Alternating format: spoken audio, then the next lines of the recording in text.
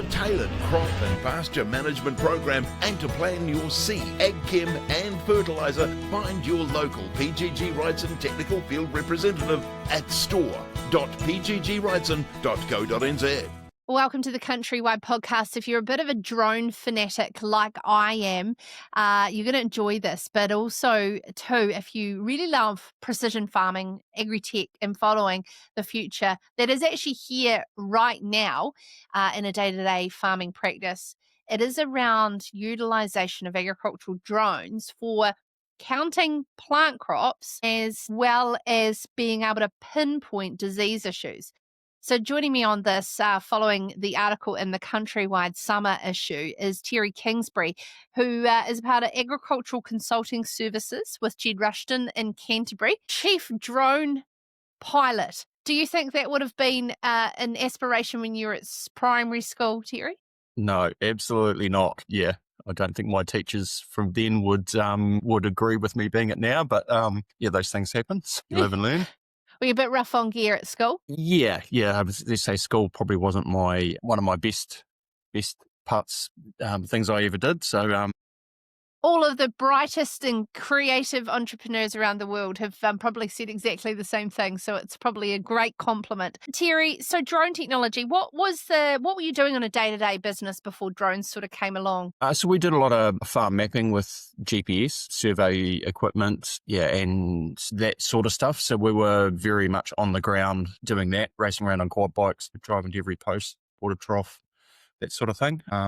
And then we also did a lot of winter feed assessments and things like that. So very much a manual task of walking paddocks and counting plants and weighing plants and that sort of stuff. So what, in terms of timing, because I think the interesting thing with technology and particularly like drones is you look at them for a long time and then they're here tomorrow. Was it quite a long gradual assessment, and did the technology need to get to a certain point before you took it seriously? Yeah, I'm not too sure what happened, but Jed sort of came in the office one day and said, I've bought a drone. He said, you're going to have to learn to fly it. So we went and did that. And then we actually bought it for doing plant health and prescription maps. But the problem was there was no end solution for that. Back then, there wasn't a lot we could do with it. So we ended up, morphing it into doing farm mapping and things like that. So yeah, but the technology from when we started drones in 2017, I think it was, to now has come leaps and bounds.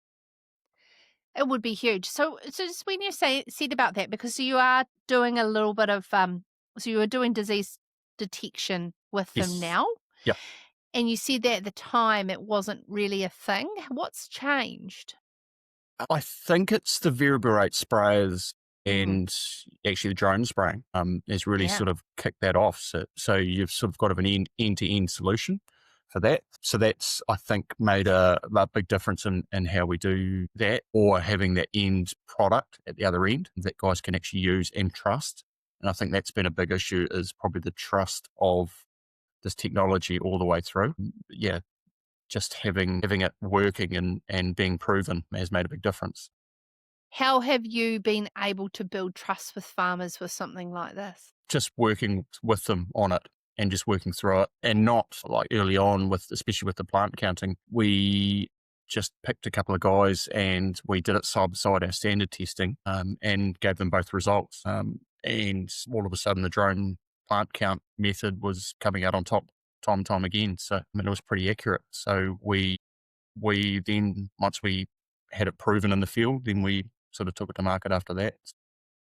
For those who are listening, when you say plant count, what exactly are you referring to? So what we generally do is, and we use it mainly around fodder beet crops or swede crops, counting the plants that are there so we can better assess the total yield of the paddock for winter feed grazing.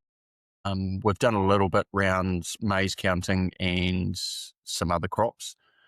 But the main one we do, because we do a lot of winter feed testing, is fodder beet and swedes, and we use those plant counts to then get a total yield of the paddock. So it takes out things like your wheel tracks, your missed areas around your water troughs, the wet hole in the corner, that sort of thing. So with all them disappearing out of it, we get a really accurate picture of what the total yield of the paddock is.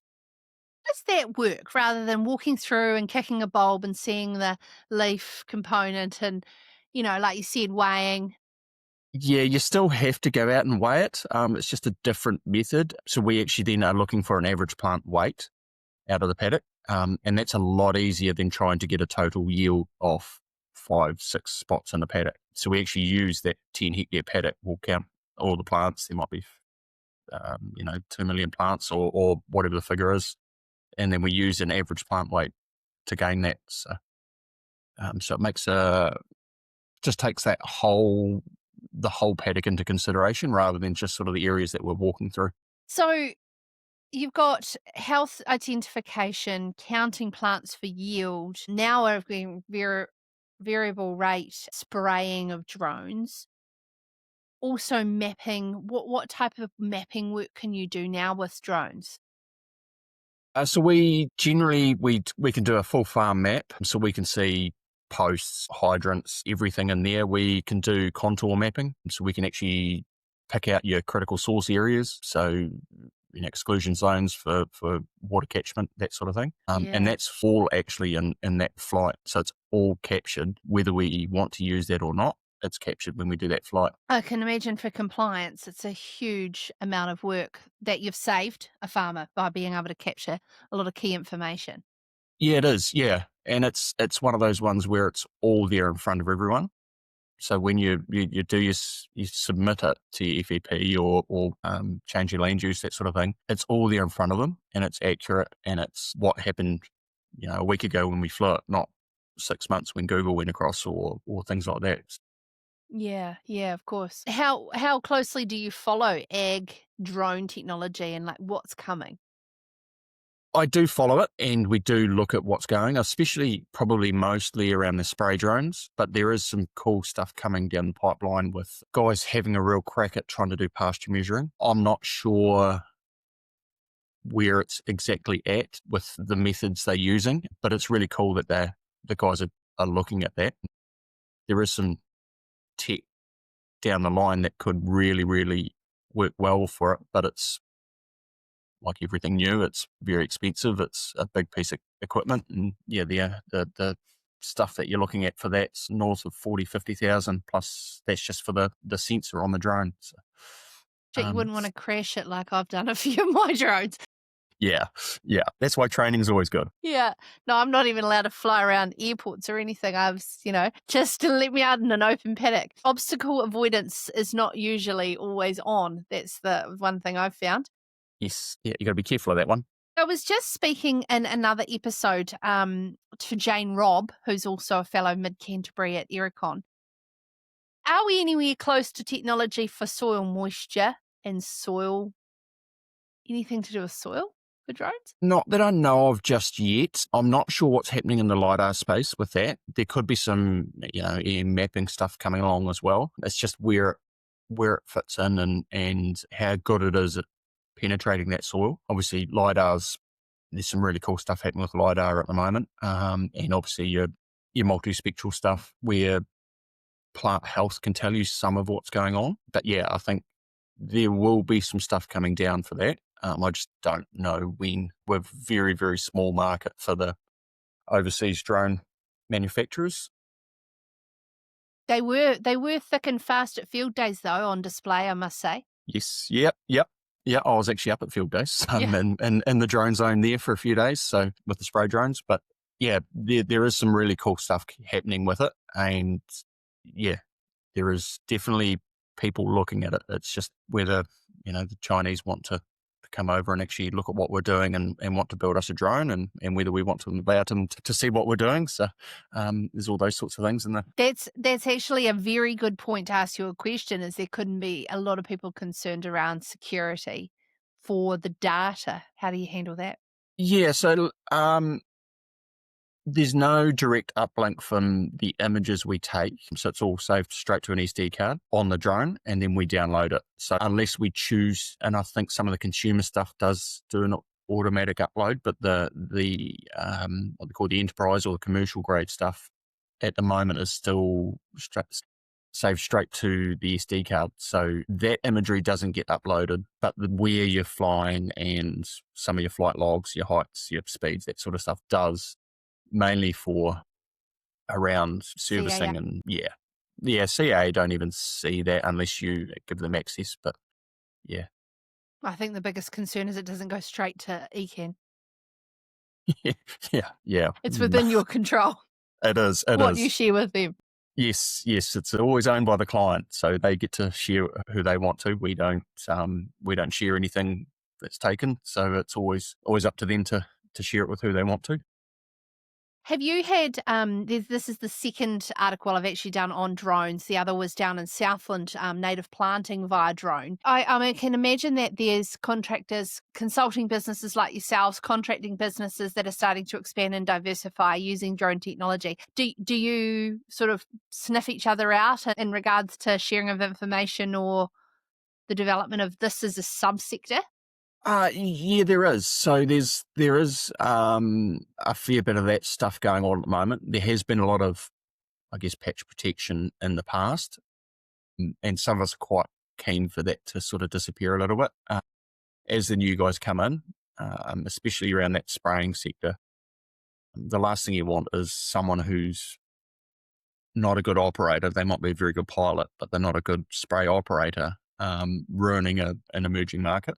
So that's always a bit of a concern. We're trying different things with the Ag Drone Association, and UAVNZ are working pretty hard to try and put everyone together and actually get guys working together. So we've got some young guys floating around the country that we sort of help out and talk to on a weekly basis to make sure that they're happy and working and things are going well. And if they've got issues or questions, they tend to pick up the phone, which is always good to see. So there's an official Ag Drone Association now. I tell you what, it's a fascinating thing to continue to follow, and the new applications for drone technology in agriculture, we're going to continue to follow it countrywide as well to ensure that you are keeping up with the latest. Terry, thank you so very much. I just have one cheeky last question. Have you ever tried it in terms of mustering yourself? Yeah, I've shifted my wife's horses with them, probably accidentally. Really? But we have done a little bit of playing with that, with shifting sheep out in the paddock. But yeah, they do in a flatland Canterbury paddock. They're probably not the best. They tend to just get sick of it pretty quick. But yeah, they there is a few people that are mustering with them. Apparently deer are very responsive. Yes. To the drones. So as long as you don't get too close and they fright, they can be gently massaged off a hill quite nicely.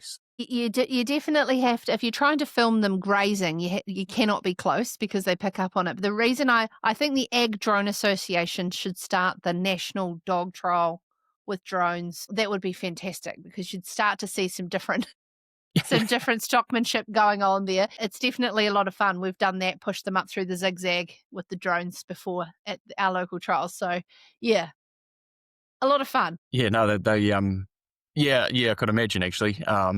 Yeah, it's one thing I've never really done is fly on drones for recreation, and I know a lot of people do, but it's sort of, for me, they're a tool, they're a job. So, but yeah, I can imagine those sorts of things would be quite a bit of fun to go and have a crack at. You'd be very good. I reckon you'd clean up, especially doing that. I know they might not let professionals like you into this new national dog drone trials that I'm inventing. But anyway, I'm talking dribble. Terry, thank you so very much for joining us on the Countrywide podcast. The link to the article is in the description below, as well as in any of your physical Countrywide magazine summer edition out now. Thank you. Yeah, thank you very much for having us.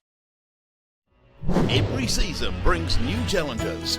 PGG Wrightson works alongside you in the field, delivering practical agronomy advice where it matters.